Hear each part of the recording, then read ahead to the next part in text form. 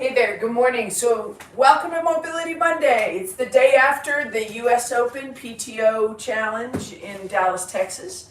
It was the men on Sunday and the women on Saturday. It was an amazing weekend of racing. It was also a very challenging weekend of racing because of the weather, the extreme conditions. And anybody that watched it and recognized the performances of the athletes hopefully realizes how good they are and how strong they are, how committed they are to being the best, because running, swimming, biking, and running in that extreme heat in Texas and humidity would have brought any of us to our knees for sure. So mad respect, and also huge props and so thankful for the PTO for making these kinds of races and payouts available to our pros and those that inspire us.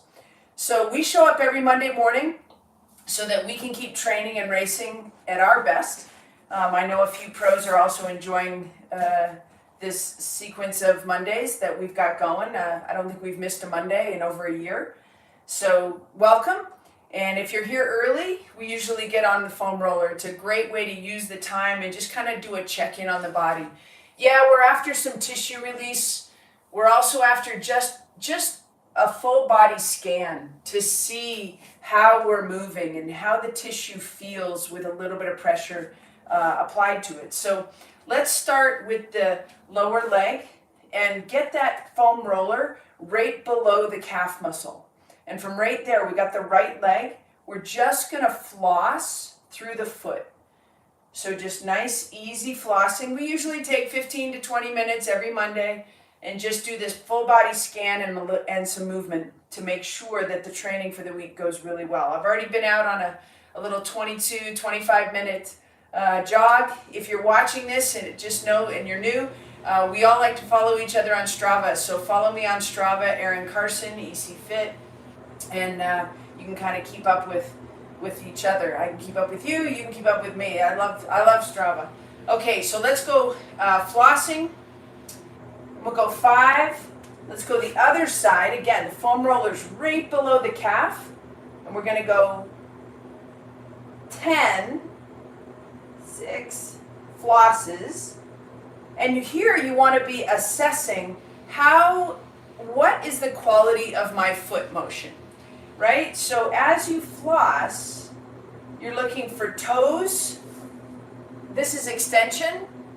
This is flexion.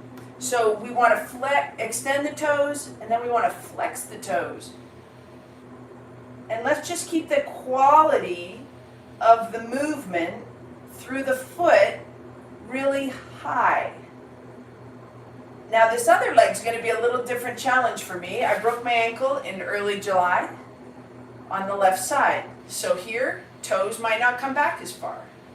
And I've actually got some coordination, but I'm going to get a foot cramp. So flex and extend and work all the way into the toes. Mobility extends all the way down into the foot, into the toes. And we've got that little bit of pressure further up the chain on that posterior tib and soleus. Obviously the tendons of the gastroc as well. Okay, let's go back to the right side. Welcome everybody. It's 6:45 Monday morning. You want to go back and watch the beginning of this episode for sure and just get some feedback on the foot. All right, so let's get into the belly of the calf today and just lightly do that scan. So you start the foot over here at 9 p.m. We're going to work our way all the way over to 3. So we're working through the calf, and there's not a lot we can do to help the calf, but we can assess its state of recovery. And by doing this, we're going to help avoid any kind of Achilles issue, plantar fascial issue, maybe later. Maybe. It's a strong maybe, but the more body aware you are, the better. So I'm recognizing a little bit of tightness on the lateral part of my calf. And what am I going to do about that? I'm going to foam roll it just a little bit more and just try and give it more circulation. That's what I'm after here. Circulation little bit of pressure, a little bit of acupressure. It's not as specific as a professional getting after that calf and sticking their thumbs in there. But this is all about recognizing a little bit tight on the lateral aspect of the calf. If I was going, let's switch to the left side, belly of the muscle. We're just going to work through side to side. I didn't train super hard this weekend. I was traveling. I was visiting my mom up in Vancouver. So I wouldn't expect to be really sore, but sometimes sitting on an airplane can also induce a response that's not favorable. So I'm definitely getting the lateral aspect of the calf over here as well. So I'm just going to work the foam roller, and my expectation here is circulation.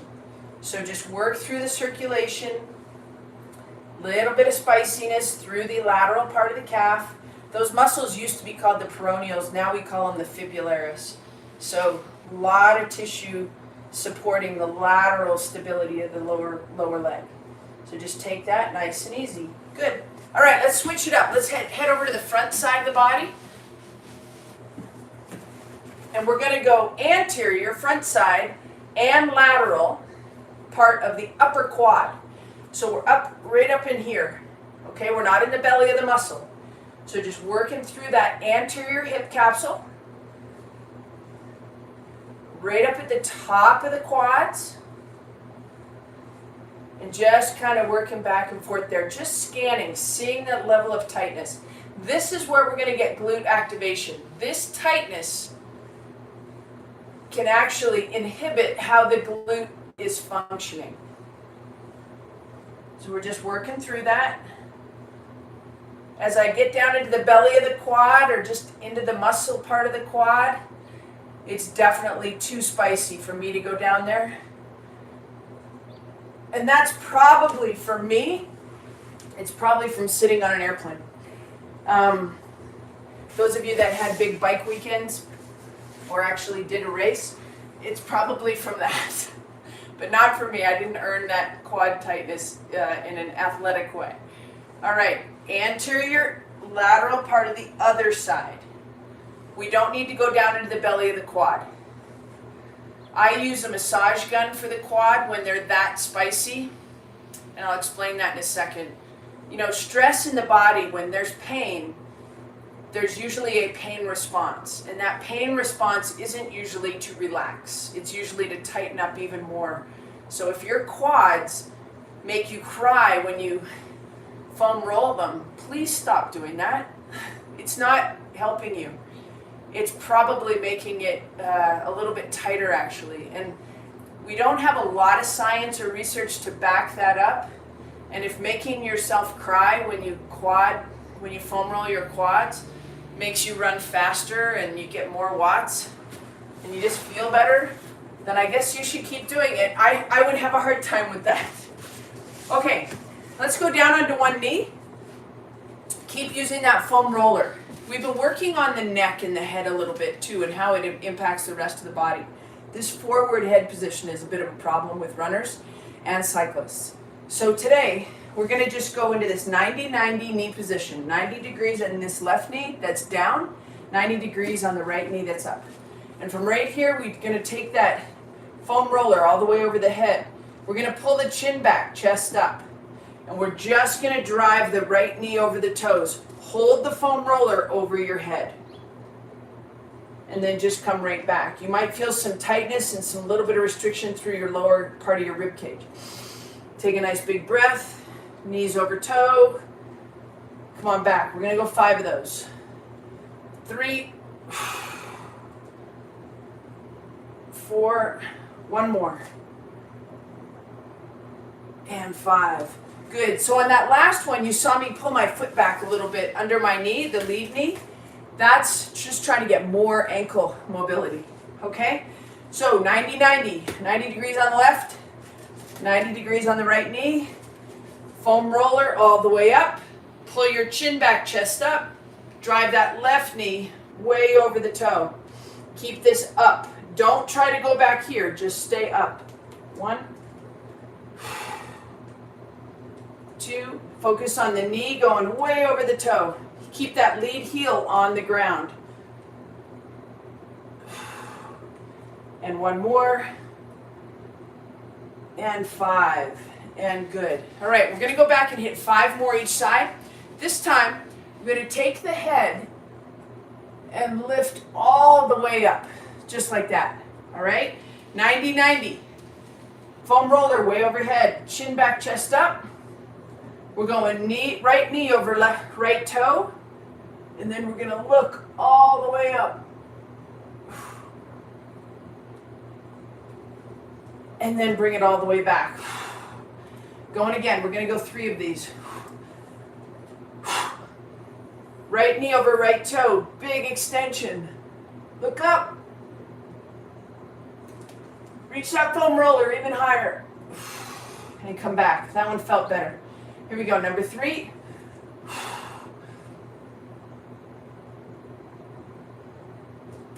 Reach up. And come back. All right, good. Let's hit the other side. 90-90. Hands overhead. Left knee over left toe. Look up. And good. As I look up, I'm starting to elevate my rib cage. So you want to start to pull through the belly and get long through the front side of the stomach. All right? Number 2.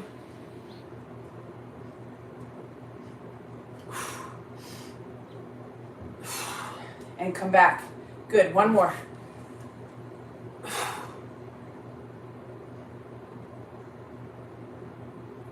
And good. All right. Okay, let's take that foam roller, put it away. Onto your back. And we're going to go into a nice anchored position. Anchored position means your knees are touching, your toes are touching, your toes are also pulled back towards your shins in that extended position, okay? So it's dorsiflexion and the toes are extended up, okay?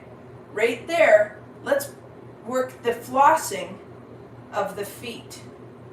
So keep the big toes touching.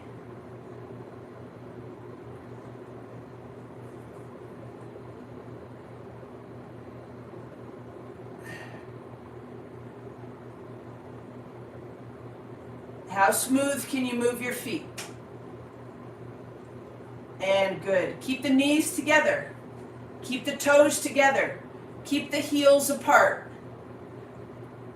From right here, let's pull the pubic bone towards the belly button. We're going to engage that transverse abdominal. So just pull pubic bone to belly button. Drop the sacrum in the back. Flatten your back. Hold that position nice and strong. That's pulling your hips into internal rotation and engaging pelvic floor, adductors, and transverse abdominals. Just hold that nice and strong. Just activate, switch it on. 5, 4, 3, 2, 1, and relax. Come right back to it. Hopefully you relaxed when I said relax. Okay, knees together, toes together, heels apart. Toes pulled towards the shin. Floss the feet 5 times. 1, 2, 3, 4, 5. Hold the toes towards the shins. Squeeze the knees. Pubic bone to belly button. Everything strong and in. Switch it on. Anchor in. 5, 4, 3, 2, and 1. All right, good. From right here, let's get into a bridge position. Touch your big toes together so that your lower leg is internally rotated. Your knees can be about 3 inches apart, okay? From right here, hands to the side, elbows off the ground, wrists off the ground. We're just going to pull that into a nice strong bridge. Keep the knees in, keep the toes in. Hold that. 5, 4, 3, 2, 1. Back down. Drop the sacrum as you drop your hips down to the ground. Ready? We're doing it again. Keep the knees in, keep the toes touching. Hips up.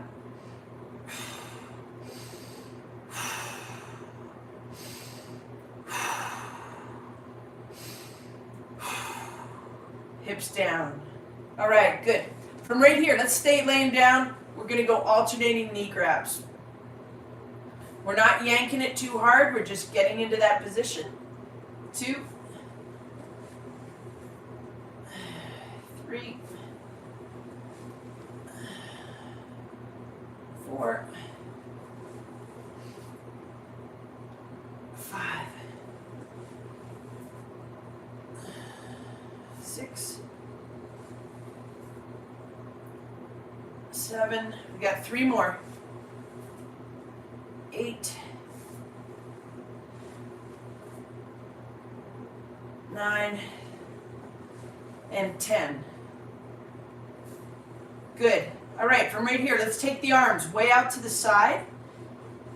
Keep the hips nice and relaxed. Lifting the right foot 6 inches off the ground. Turn to the middle.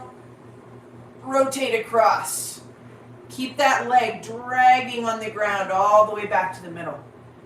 Left leg, lift it up 6 inches. Rotate to the middle. Take that leg all the way up. Drag it on the ground all the way back. So these are called low leg sweepers. So it's really important that you keep it low. We want to keep the hip flexors off the table. They are not in the game, right? So right here, we just rotate the hips. Rotate the hips.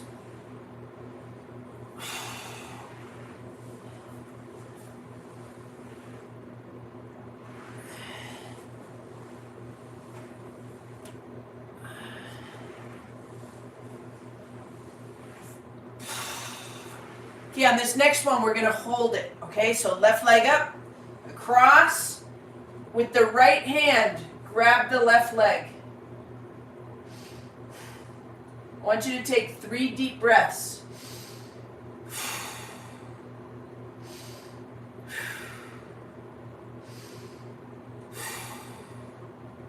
Hopefully as you breathe, you can feel your body, your rib cage expanding. We don't want your rib cage to be stuck. That's a whole nother episode. But we really want you to be able to move and mobilize through your thoracic spine and through your rib cage. Okay, other side, and we're going to grab it. Rotate up. Left leg grabs right knee.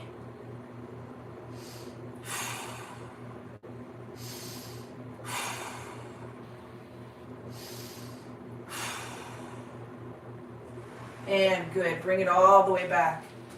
All right. Now we'll use the body a little bit for some flexibility. Okay, so we're going to go into the 90-90 seated position. So let's go onto your right hip. So you're sitting on your right butt. Your left butt is off the ground. Right knee is up in front, right there. Left knee is back. Hopefully that's comfortable for you. And you can lean to the right. Okay, so right knee, right butt, lean to the right.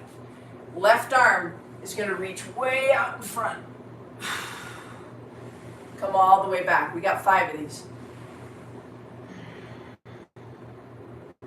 2, 3, 4. One more. Long reach. And 5. Good. Let's switch sides. You're going to sit on your left butt. Right leg back. From right there. I mean, I can feel tightness in my left hip as we speak. Like as I sit here. You might not, but I think the whole left side, when you break something down low, the whole left side has a response to that. It was definitely an acute ankle break, so it wasn't like there was weakness further up the chain. It was like one wrong step, boom, broken. Okay, left leg, right leg back, left arm takes a little bit of the load, right arm reaches along. Got 5 reaches. 1, 2, 3, 4, and one more, and 5, and good. All right, let's get back into that 90-90 position. And from right here, this would be our regular 90-90. Let's take that out to the side. So left leg out to the side. We're going to work knees over toes. And we also want to make sure that this left knee doesn't come to the midline. We want to be able to get it nice and out and directly over the toe. And just let it go there. 1, just like that. Open this side to this side. Don't be here. Okay, so open a little bit. 2, 3, 4, one more, and 5. Same thing other side, regular 90-90, take that out to the side. Don't have the foot way out here. You can't get the knee over toe then, all right? So we want the foot right under the knee. Well, ankle mobility is so important. Anybody that's got lower leg issues, calf issues, Achilles tendon issues, you have to increase or work on ankle mobility usually, right? So it's not always, but it's usually. All right, so we're going to take that out to the side, and even if I look backwards, check that out. So you keep your head here, load that knee as far as it'll go, look that way, and start to realize how your head plays a role in your inner thigh and your adductor group. 3, 4. So what I'm saying is maybe something tight in your neck could be affecting how your hips work. And that, my friend, is worth ending on. So Mobility Monday, we will continue the journey every single Monday, working on how your body functions, keeping your movement bubble large. If you would like to join me on Wednesday morning this week for my live strength session that I do for my premium membership group, who just kind of follow along through Training Peaks. I put all their workouts into Training Peaks, and it's mobility, recovery, strength, and movement, stability, single leg work. So if you'd like to join me, just make a note in the comments. Make sure that you tell any friends that you have that might need to or be interested in following along with us here on YouTube. But there's a few other apps that I use as well to make sure we give quality content in quality ways. Have a great Monday. Thanks for coming. See you soon. Aloha.